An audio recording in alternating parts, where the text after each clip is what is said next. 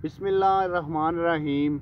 अस्सलाम वालेकुम नाजरीन, बीक साबर साबरी तुहाडी सेवा 'ਚ हाज़र है तुहाडे अपने पंजाबी चैनल दे नाल। उम्मीद करांगा कि तुसीं खरीयत नाल होवोगे। एक नवीं गज़ल लैके हाज़र होया तुहाडीਆਂ समातां दी नज़र है कि इसलिए मेरा दावा चुप्पे, इसलिए मेरा दावा चुप्पे, मिट्टी दा एक बावा चुप्पे। दुख भरन पै मुठियां मैनू, दुख भरन पै मुठियां मैनू, सुखां दा वरतावा चुप्पे। दुख भरन पै मुठियां मैनू, सुखां दा वरतावा चुप्पे। ओदी तांग विच मैं ही चुप नहीं, ओदी तांग विच मैं ही चुप नहीं।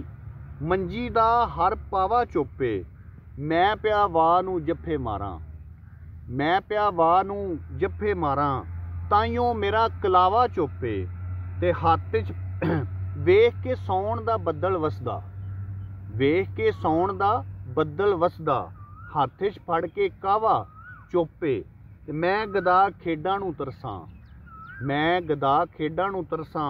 खौरे क्यों खडावा चुप्पे, इसलिए मेरा दावा चुप्पे, मिट्टी दा एक बावा चुप्पे। उम्मीद करांगा कि अज दी गज़ल तुहानूं पसंद आई होवेगी। पसंद आवे तो लाइक करो, शेयर करो संगियां दे नाल, ते चैनल नूं ज़्यादा तो ज़्यादा सबसक्राइब करो। बैल आइकन भी दबाओ ताकि हर नवीं आने वाली वीडियो का नोटिफिकेशन तुहाडे तक पहुँचे। इहदे नाल ही बीक साबर साबरी नूं इजाज़त दिओ। रब रखा।